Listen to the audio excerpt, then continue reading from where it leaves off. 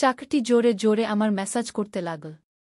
আমি তাকে টাকা দিতে চাইলাম, কিন্তু সে বলল, রেখে দিন মালকিন, রাতে আদায় করে নেবঘু। আমি কিছু বুঝতে পারছিলাম না। যত সে ম্যাসাজ করছিল, আমার উপর একটা নেশা চেপে যাচ্ছিল এবং আমি গভীর ঘুমে ঢলে পড়লাম।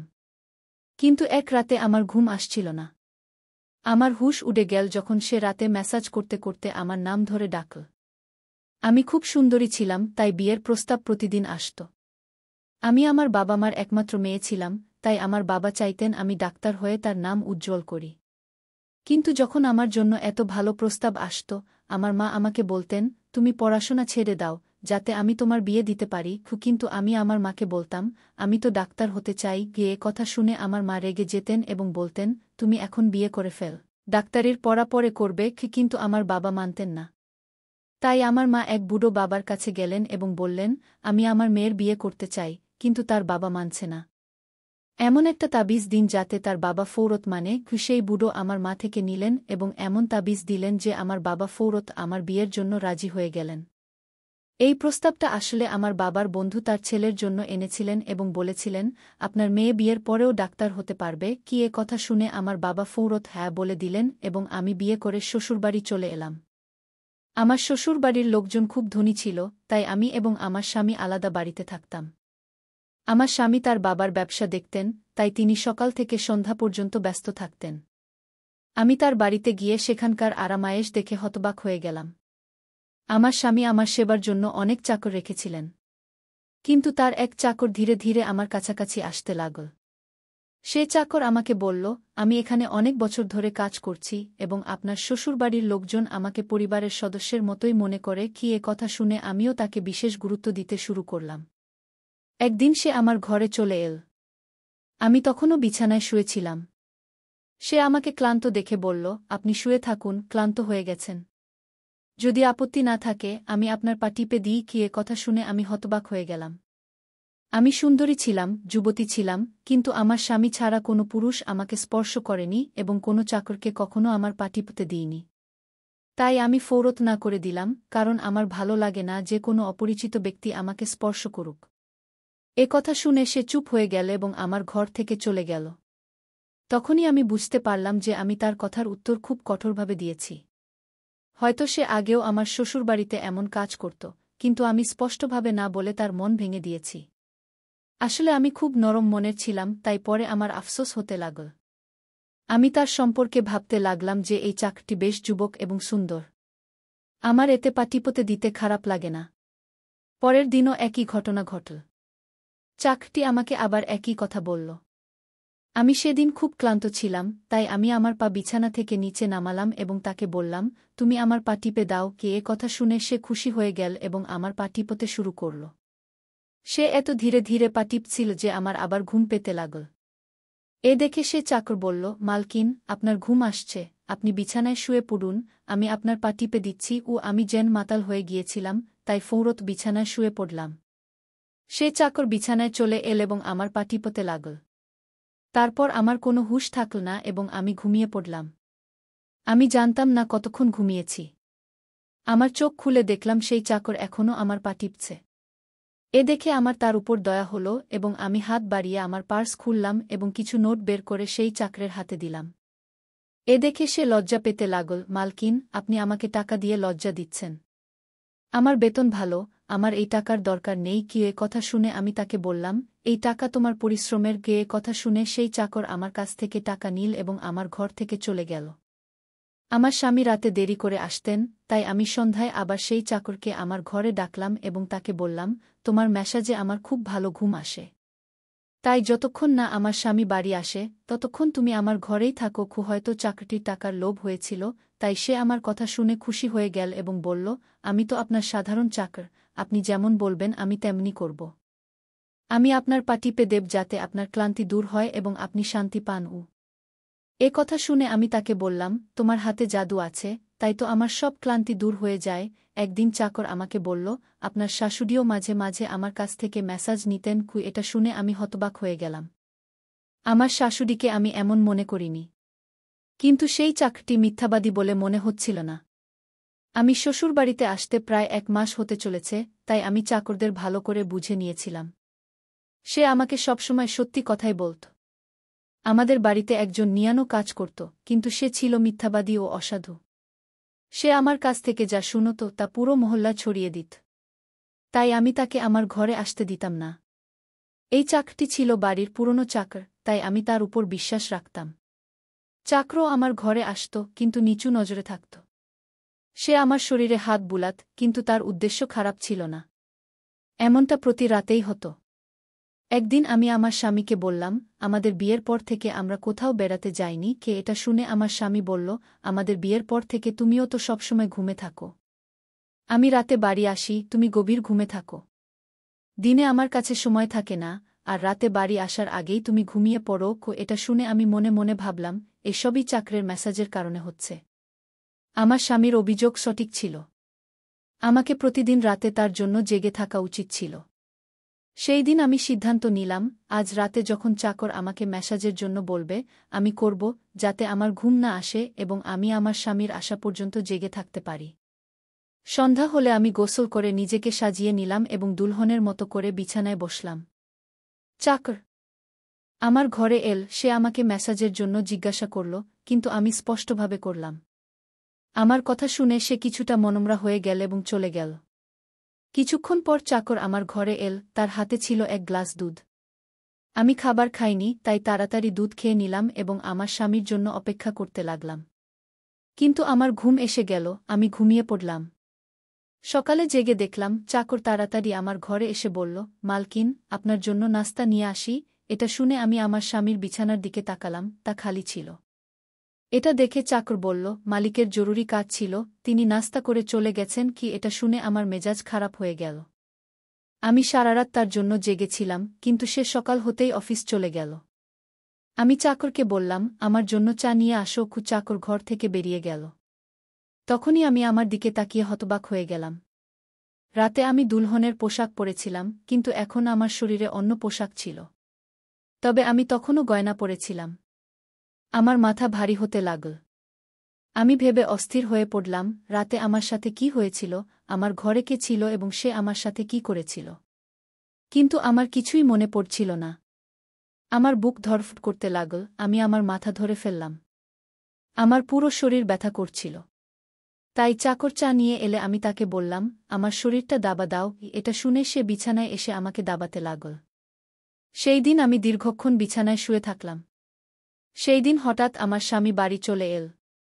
আমি তাকে দেখে তার উপর ঝাঁপিয়ে পড়লাম। আমি রাতে তোমার জন্য দুলহন সেজে জেগেছিলাম, কিন্তু তুমি আসোনি। এটা শুনে আমার স্বামী বলল, আমি রাতে ঘরে এসেছিলাম, তুমি গভীর ঘুমেছিলে, তাই আমি তোমাকে জাগাইনি। এটা শুনে আমি হতবাক হয়ে গেলাম। কিন্তু আমার পোশাক কে বদলাল? আর ঘুম পূর্ণ হওয়ার পরেও আমার শরীর কেন ব্যথা করছে? আমি বিভ্রান্ত হয়ে পড়লাম। আমার স্বামী বলল, ঠিক আছে, মেজাজ খারাপ করার দরকার নেই। আজ রাতে আমার একটি কাজের জন্য বাইরে যেতে হবে, তাই দেরি হবে। কিন্তু এখন আমার ৩-৪ ঘন্টা সময় আছে। যদি তুমি বলো, আমরা এখনই কোথাও বেড়াতে যেতে পারি। এটা শুনে আমার মেজাজ নিজে থেকেই ভালো হয়ে গেল। সঙ্গীত।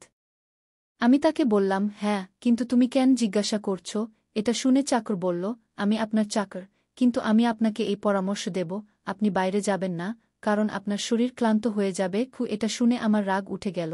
আমি তাকে বললাম, তুমি আমার চাকর, আমার স্বামী হওয়ার চেষ্টা করো না। এটা বলে আমি বাইরে চলে গেলাম। জানি না কী কারণে আমার এত রাগ হয়েছিল। আমি সেই চাকরকে ভালো করে বকা দিলাম। সে তার অবস্থান বুঝে গিয়েছিল। তাই যখন আমি বাড়ি ফিরলাম, সে আমার সামনে আসেনি। আমার স্বামী আমাকে গেটে নামিয়ে আবার বাইরে চলে গিয়েছিলেন। যখন আমি ভিতরে এলাম, আমার পুরো শরীর ভীষণ ব্যথা করছিল।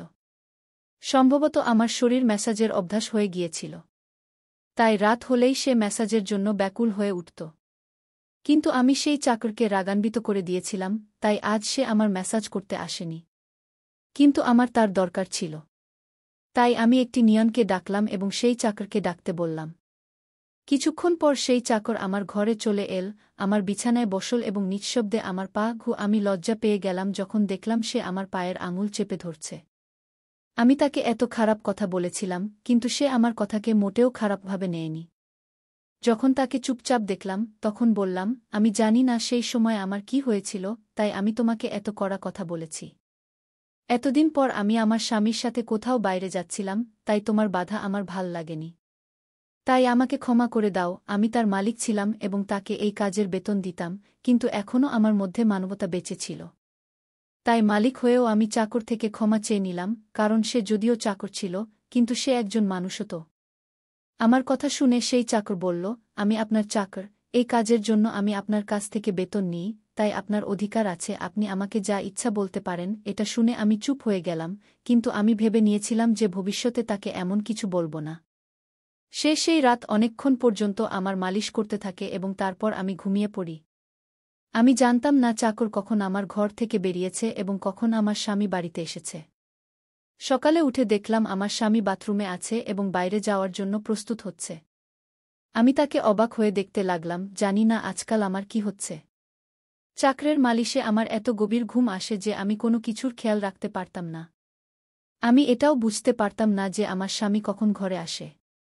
আমি ভাবতে লাগলাম, এই চাকরের মালিশে এমন কি জাদু আছে যে সে আমার স্বামীর আসার আগেই আমার মালিশ করে দেয় এবং আমি হঠাৎ গভীর ঘুমে পড়ে যাই। সকালে যখন আমি উঠতাম, আমার মাথা ভারী লাগত এবং আমি হাঁটাচলা করার মতো অবস্থায় থাকতাম না। কিন্তু এই কথা আমি আমার স্বামীকে বলিনি, কারণ আমি চাইনি যে সে জানুক আমি সেই চাকর থেকে মালিশ করিয়ে নিই। একদিন আমার স্বামী দিনের বেলায় বাড়িতেই ছিল। আমি চাকরকে বাড়ির সব কাজ করালাম, তাকে আমার ঘরে আসতে দিলাম না। চাকর বাড়ির সব কাজ করত এবং মালিশের কথা কারো সামনে মুখ থেকে উচ্চারণ করত না। আমিও চাইতাম যে এই কথা কেউ জানতে না পারে। এই সময়ে যখন আমার স্বামী বাইরে যেত, আমি সেই চাকরকে ঘরে ডেকে নিতাম। কিন্তু একদিন আমার স্বামী হঠাৎ বাড়িতে চলে আসে এবং আমি ঘরে ছিলাম। এটা দেখে আমি খুব ঘাবড়ে গেলাম এবং ভাবলাম যে স্বামীর আসার আগে চাকরকে তাড়িয়ে দেব।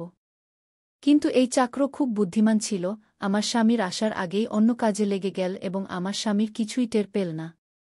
আমি বাড়ির নারী চাকরদের কাছ থেকেও মালিশ করিয়ে নিতে পারতাম, কিন্তু সেই চাকরের হাতে এমন কি জাদু ছিল যে আমি তাকে প্রতিদিন আমার ঘরে ডেকে নিতাম। আমি জানতাম না আমার কি হয়ে যাচ্ছে। যে রাতে আমি চাকর থেকে মালিশ করাতাম না, সেই রাতে আমার পুরো শরীরে ব্যথা হতো। সকালে উঠলে আমার মাথা ভারী হয়ে যেত এবং আমি ক্লান্ত বোধ করতাম। এক রাতে আমি চাকর থেকে মালিশ করালাম এবং গভীর ঘুমে পড়ে গেলাম। সকালে আমার চোখ খুলে দেখলাম আবার আমার কাপড় বদলে গেছে। এ কি কাণ্ড! কে এমন করছিল? আমার স্বামী কি আমার সাথে এমন করছিল? আমি ভাবনায় পড়ে গেলাম। আমি আয়নার সামনে গিয়ে দেখে হতবাক হয়ে গেলাম, আমার পুরো শরীরে লাল দাগ পড়ে গেছে। এ কি দাগ? আমি আমার শরীরে হাত বুলাতে লাগলাম, যেন এই দাগ মুছে ফেলতে চাইছিলাম, কিন্তু তা হল না। পরের দিন আবার আমি আমার শরীর দেখলাম, দাগ কমার বদলে বাড়তে শুরু করেছে। আমি ভয় পেয়ে গেলাম। ঠিক তখনই আমার ঘরে চাকর চলে এল এবং আমাকে মালিশ করতে বলল। আমি সেই দাগ লুকাতে চেয়ে তাকে বললাম, আজ তুমি শুধু আমার পা দাবিয়ে দাও। সে আমার থেকে কিছু জিজ্ঞাসা করল না, কিন্তু আমি ভিতরে ভিতরে ভয়ে কাঁপছিলাম। যদি কোনো দিন আমার স্বামী এই দাগ দেখে ফেলে, তাহলে আমি তাকে কি জবাব দেব? আমি এই ভেবে ভেবে ক্লান্ত হয়ে পড়েছিলাম, তাই বালিশের উপর পা রেখে দিলাম। চাকর আমার মালিশ করতে লাগল, আমার চোখ ঘুমে ঢুলে এল। ঠিক তখনই চাকর এমন একটা কথা বলল যে শুনে আমার হুঁশ উড়ে গেল। সে আমাকে বলল, মালকিন, আপনি আমার খুব ভাল লাগে। আমার চোখ খুব ভারী হয়ে এল, আমি তার কথা বুঝতে পারলাম না, এবং তারপর আমি গভীর ঘুমে পড়ে গেলাম। সকালে আমার চোখ খুলে দেখলাম আমার স্বামীও বিছানায় শুয়ে আছে। আমার মাথা ভারী হচ্ছিল এবং শরীর ব্যথায় ছটফট করছিল। তবুও আমি আমার স্বামীর কাছে গেলাম এবং তাকে ধীরে ধীরে সেই দাগের কথা বললাম। আমি ভেবেছিলাম যে এই দাগ বাড়ছে, তাই আমার স্বামীকে কথা বলে দেওয়া উচিত। এটা শুনে আমার স্বামী আমার শরীর থেকে কাপড় সরালে সে লাফিয়ে উঠল। সে আমার থেকে দূরে সরে গেল এবং বলতে লাগল, তুমি আমাকে ঠকিয়েছ, বেইমানি করেছ, এবং তুমি তারই শাস্তি পেয়েছ। এ কোনো রোগ নয়, বরং তোমার অপরাধ। আমার মধ্যে কি কমতি ছিল যে তুমি আরেকজন পুরুষ খুঁজে নিলে? আমি কাজে ব্যস্ত ছিলাম, মরে গিয়েছিলাম না যে তুমি আরেকটা ফোন দিয়ে আটকালে। এটা শুনে আমি হতভম্ব হয়ে গেলাম। আমি তাকে বললাম, আপনি কি ধরনের কথা বলছেন? আমি নির্দোষ। কিন্তু আমার স্বামী হেসে উঠল এবং বলল, এই চিহ্নগুলো প্রমাণ করছে যে তুমি অপরাধী। এজন্যই আমার বাড়ি থেকে বেরিয়ে যাও। আমি তোমাকে তালাকের কাগজপত্র পাঠিয়ে দেব। সে আমাকে ধাক্কা দিয়ে দিয়ে বাড়ি থেকে বের করে দিল। আমি কাঁদতে কাঁদতে আমার বাবা মায়ের বাড়ি চলে গেলাম এবং তাদের আমার নির্দোষতার বিশ্বাস দিলাম। তারা আমার আপনজন ছিল, তাই তারা বিশ্বাস করল। তারা বলল যে তারা আমার স্বামীর সাথে কথা বলতে যাবে। কিন্তু তাদের যাওয়ার আগেই তালাকের কাগজপত্র চলে এল এবং আমার হাসিখুশি জীবন ধ্বংস হয়ে গেল। আমি এটার দায় কার উপর দেব? কেউ তো ছিল না। আমি কয়েকদিন ধরে কাঁদলাম। আমার মনে হচ্ছিল যেন আমি মরে যাচ্ছি। একদিন আমার মা আমার ঘরে এল এবং বলল, কেউ তোমার সাথে দেখা করতে এসেছে। আমি দৌড়ে গেলাম, ভাবলাম হয়তো আমার স্বামী এসেছে, সে আমার নির্দোষতা বুঝতে পেরেছে। কিন্তু সেখানে আমার স্বামী ছিল না, বরং সেই চাকর ছিল যে তার বাড়িতে কাজ করত। আমি তাকে আসার কারণ জিজ্ঞাসা করলাম, সে বলল, আমি আপনার সেই চিহ্নগুলোর কথা জানি। এটা শুনে আমি হতবাক হয়ে গেলাম। আমি তাকে জোরে ধরে ফেললাম এবং তার শার্টের বোতাম এক ঝটকায় খুলে দিলাম। এখন আমি বুঝতে পারলাম কেন আমার স্বামী আমার উপর এত নোংরা অভিযোগ এনেছিল। এটা বলে আমি চাকরের বুকে মুষ্টাঘাত করা শুরু করলাম। আমি বললাম, এই চিহ্নগুলো আমার শরীরে কিভাবে এল? তুমি মেসেজের অজুহাতে আমার সাথে কি করেছিলে? আমাকে সত্যি সত্যি বল। এটা শুনে চাকর আমার দুটি হাত ধরে ফেলল এবং বলল, আমার নাম রাজেন্দ্র এবং আমি তোমার সাথে ইউনিভার্সিটিতে পড়তাম। কিন্তু আমি তোমাকে ভালোবেসে ফেলেছিলাম। আমিও ডাক্তার হতে চেয়েছিলাম এবং ভেবেছিলাম যখন আমরা দুজনেই ডাক্তার হয়ে যাব, তখন আমি তোমার বাবার কাছ থেকে তোমার হাত চেয়ে নেব। কিন্তু একদিন তোমার সেলিনার মুখে শুনলাম যে তোমার মা তোমার বিয়ে দ্রুত করতে চায়। তাই আমি ভয়ে তোমার বাড়িতে প্রস্তাব পাঠালাম, কিন্তু তোমার বাবা তা প্রত্যাখ্যান করল এবং বলল, আমি আমার মেয়ের বিয়ে তখনই দেব যখন সে ডাক্তার হয়ে যাবে। তাই আমি চিন্তামুক্ত হয়ে আমার পড়াশোনা শুরু করলাম। আমাকে এক সপ্তাহের জন্য আমার কাজিনের বিয়েতে শহরের বাইরে যেতে হয়েছিল, তখনই তোমার বিয়ে হয়ে গেল। সে এগুলো সব আমাকে বলছিল এবং আমি নিঃশব্দে তাকে দেখছিলাম। যখন আমি ফিরে এলাম, আমার প্রেমিকা অন্য কারো বধূ হয়ে গিয়েছিল। আমি তোমার ভালোবাসা ও পাগলামিতে তোমারই বাড়ির চাকর হয়ে গেলাম, যাতে আমি তোমার কাছাকাছি থাকতে পারি। আমি তোমার কাছে আসতে চেয়েছিলাম, তাই মেসেজের অজুহাতে তোমার ঘরে চলে আসতাম এবং রাতে তোমার দুধে বেহোশির ওষুধ মিশিয়ে দিতাম, যাতে তুমি ঘুমিয়ে থাকো এবং তোমার স্বামী তোমার কাছে আসতে না পারে। কারণ তুমি আমার ছিলে। আমি তোমাকে অন্য কারো কাছে দেখতে পারতাম না। এটা শুনে আমি হতভম্ব হয়ে গেলাম। তুমি কি আমার সাথে কখনো কিছু অন্যায় করেছ? এটা শুনে সে আমার হাত তার মাথায় রাখল এবং বলল, আমি তোমাকে ভালোবেসেছিলাম, তাই তোমার অনুমতি ছাড়া আমি তোমার সাথে কিছু করতে চাইনি। এটা শুনে আমি সেই চিহ্নের দিকে ইশারা করলাম যা আমাদের দুজনের শরীরে ছিল। এটা শুনে সে হেসে উঠল এবং বলল, আমি ডাক্তার, আর এটা শুধু ফিকশন। আমি এটা করেছি যাতে তোমার স্বামী আমাদের দুজনের উপর সন্দেহ করে। এটা বলে সে আমার কাছে ক্ষমা চাইল এবং আমি পুরো 1 বছর তাকে শাস্তি দেওয়ার পর তাকে ক্ষমা করে দিলাম এবং তারপর তার সাথে বিয়ে করলাম। তাই আমার প্রিয় বন্ধুরা, এটা ছিল আমাদের আজকের ছোট্ট গল্প। আপনি এই গল্পটি কেমন লাগলো কমেন্ট করে অবশ্যই জানাবেন। যদি আপনি এই গল্পটি পছন্দ করেন, তবে এটি লাইক করুন এবং আপনার বন্ধুদের সাথে শেয়ার করুন। যদি আপনি এরকম আরও ইন্টারেস্টিং এবং রোমান্টিক গল্প শুনতে চান, তবে চ্যানেলটি সাবস্ক্রাইব করুন এবং বেল আইকন অন করুন, যাতে আপনি আমার প্রতিটি গল্প সময়মতো পেতে পারেন। কাল দেখা হবে আরেকটি নতুন গল্প নিয়ে। ধন্যবাদ।